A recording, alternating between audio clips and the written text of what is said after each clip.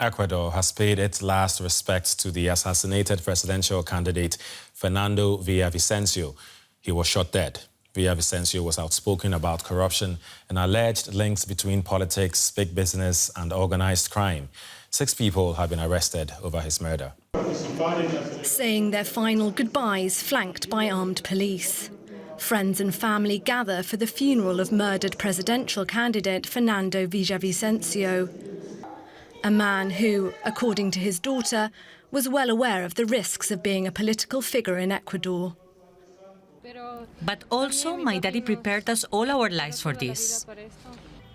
Villavicencio was shot dead on Wednesday as he was leaving a campaign rally in Ecuador's capital, Quito. 6 suspects have been arrested. The FBI will assist the investigation, a sign that the country's politics have resonance beyond its own borders. And at a public vigil, a member of Villavicencio's party reminded supporters of the broader implications of his killing. The day before yesterday, they riddled democracy. The day before yesterday, they mutilated part of the fight against corruption. But the international hitmen and criminal gangs have to know that we are a people who will not allow the country to be taken over by criminal gangs. The funeral comes just a week before the country heads to the poll for a general election. Incumbent President Guillermo Lasso has declared a countrywide state of emergency and deployed the armed forces.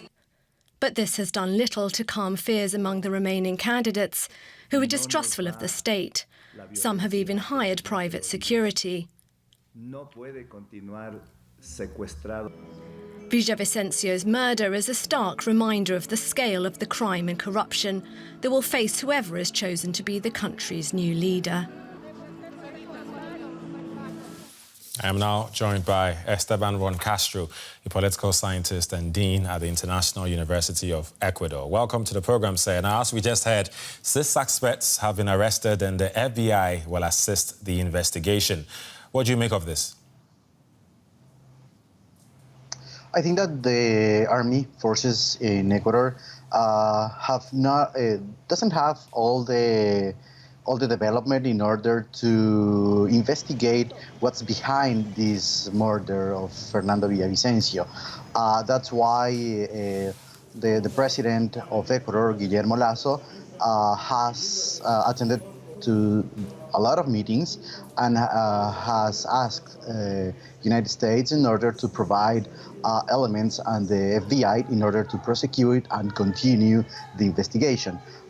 It's been quite a rough time in Ecuador, and the army forces doesn't have all the strength in order to make the investigation, and the police also doesn't have all the elements in order to make a security and accurate environment for these elections.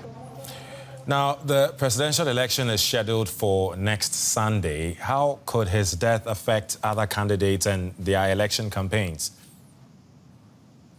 The electoral campaigns are suspended right now. Many candidates, at least 3 of them, have suspended the campaigns, but the election continues. The president of the electoral national system has been making some statements about that. The election continues, and actually this Sunday is the mandatory debate between the candidates for the presidency of Ecuador.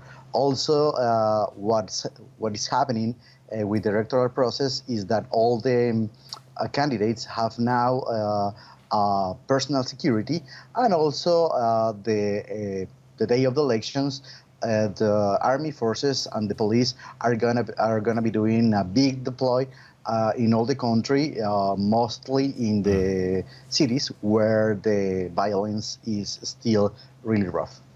Let's hit a bit more on that because, yes, the government has promised heightened security nationwide to ensure a peaceful election. Is that enough to make people feel safe enough to go out and vote? It's not enough right now. all the actions, all the criminal actions that are happening now in Ecuador have been with I don't know how to say that. It's a sequential crime scene, but the citizens of Ecuador are having a rough time right now because we don't have all the confidence in the army or all the confidence in the police. I think that the electoral process is gonna be rough again, and all the citizens are not going to go to vote. Let's remember that in Ecuador, the voting process is mandatory for all the Ecuadorians. But anyhow, all the citizens are not going to vote because there are going to be some situations around the places where we have to go and vote. There's this big fear about that.